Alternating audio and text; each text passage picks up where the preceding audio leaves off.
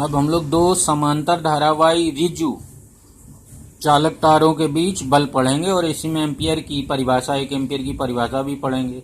तो माना दो रिजु समांतर धारावाही चालक तार, ये 1 और 2 हैं, वायु में एक दूसरे से r दूरी पर रखे हैं। इनके बीच की डिस्टेंस ये r हो गई। दोनों कागज तल पर हैं, नीचे से ऐसे कागज तल पर हैं और नीचे से ऊपर की ओर धारा I1 व I2 बह रही है। तो इसमें धारा ऊपर की ओर I1 बह रही कागजी तल पर और इसमें I2 बह रही है। अब तार 1 के कारण, इस तार के कारण जिसमें I1 धारा बह रही है, उसके कारण r दूरी पर जो दूसरा तार है, तार 2, उस पर चुंबकीय क्षेत्र, उसके समीप चुंबकीय क्षेत्र लिखेंगे। तो पीछे हम लोग पढ़ चुके हैं कि किसी धारावाही चालक तार, अनंत लंबाई के धारावाही चालक तार से r दूरी पर चुंबकीय क्षेत्र होता है μ0/2 पाई I1/r।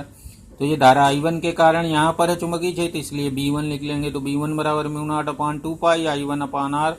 अब इसके दाहिने हाथ के हथेली के नियम नंबर 1 से अगर चुंबकीय क्षेत्र की दिशा देखें तो धारा ऊपर की ओर है, अंगुलियां इधर की ओर रहेंगी, तो चुंबकीय क्षेत्र कागज तल के लंबवत ठीक नीचे की ओर यूं रहेगा, नीचे की ओर। तो इसकी दिशा नीचे की ओर लिख देंगे, कागज तल के लंबवत। अब इसी तरह अगर हम तार 2 के कारण तार 1 के पास चुंबकीय क्षेत्र देखें तो μ0/2 पाई, इसको B2 लिखेंगे और I2/r हो जाएगा, क्योंकि इधर तो, लेकिन यहाँ पर जो चुंबकीय क्षेत्र की दिशा होगी कागज तल के लंबवत ऊपर की ओर हो जाएगी, क्योंकि अंगुलियां इधर की ओर होंगी, धारा ऊपर की ओर, तो हथेली के लंबवत धक्का देने की दिशा ऊपर को आ जाएगी, तो यहाँ चुंबकीय क्षेत्र ऊपर को हो जाएगा। अब B1 के कारण I2 धारावाही चालक तार की L लंबाई पर लगने वाला बल, यानी इस B1 चुंबकीय क्षेत्र में ये पूरा I2 धारावाही चालक तार रखा है जो कि चुंबकीय क्षेत्र के लंबवत है, इसलिए इस पर लगने वाला बल अभी पीछे पढ़े थे।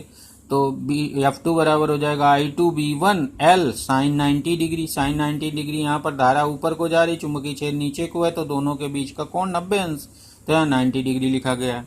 तो इस तरह से F2 बराबर हो जाएगा, यानी दूसरे तार में जो लगने वाला बल होगा चुंबकीय बल, वो μ0/2 पाई I1 I2/r इंटू L हो जाएगा। और इस पर जो दिशा होगी, जो F2 बल की दिशा होगी, वो तार 1 की ओर होगी, तो यहाँ पर लिख दिया गया है दिशा तार 1 की ओर है।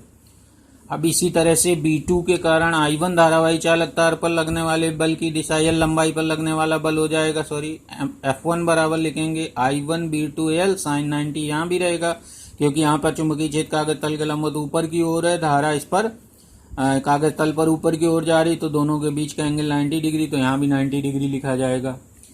अब F1 की दिशा जो होगी तार 2 की ओर होगी, तो F1 की दिशा तार 2 की ओर बना दी गई है, ये F1। इसका मतलब है कि दोनों तार एक दूसरे पर बराबर और विपरीत दिशा में बल लगा रहे हैं। तो यहाँ पर हमने लिखा हुआ है कि यहाँ F1 बराबर F2 है परिमाण में, और वेक्टर F1 की दिशा माइनस वेक्टर F2 के बराबर है, यानी F1 और F2 की दिशाएं एक दूसरे के विपरीत हैं।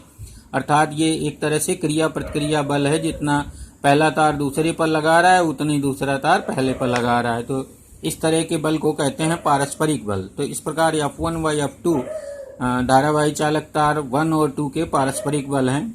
इस प्रकार दोनों चालकों के मध्य लगने वाला बल केवल F जनरलाइज कर देते हैं, इसको F बराबर लिख लिया जाता है μ0/2 पाई I1 I2/r into L, L लंबाई पर लगने वाला बल।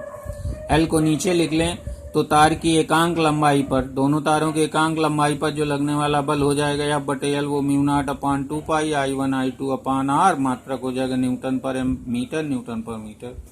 तो ये हो जाएगा। अब यहाँ पर हम लोगों ने देखा कि जब धाराएं एक ही दिशा में हैं तो बल आकर्षण का होता है। तो जब दोनों तारों में धारा एक ही दिशा में बहेगी तो दोनों के बीच लगने वाला जो चुंबकीय बल है वो आकर्षण का होगा, और अगर इनमें धारा विपरीत दिशा में हो जाए तो लगने वाला बल प्रतिकर्षण का हो जाएगा। तो यहाँ पर ये प्रतिकर्षण बल दिखाया गया है, दोनों धाराएं विपरीत दिखाई गई। और अगर ये मान लें कि I1 और I2 दोनों बराबर है, मान लीजिए दोनों में धारा I के बराबर है, I1 और I2 दोनों बराबर हैं, जिसको हम I मान लें, तो फिर प्रति एकांक लंबाई पर लगने वाला बल हो जाएगा F/L बराबर हो जाएगा μ0/2 पाई I²/r। डायरेक्शन इसी के हिसाब से, एक ही दिशा में धारा तो आकर्षण बल, विपरीत दिशा में धारा तो प्रतिकर्षण बल।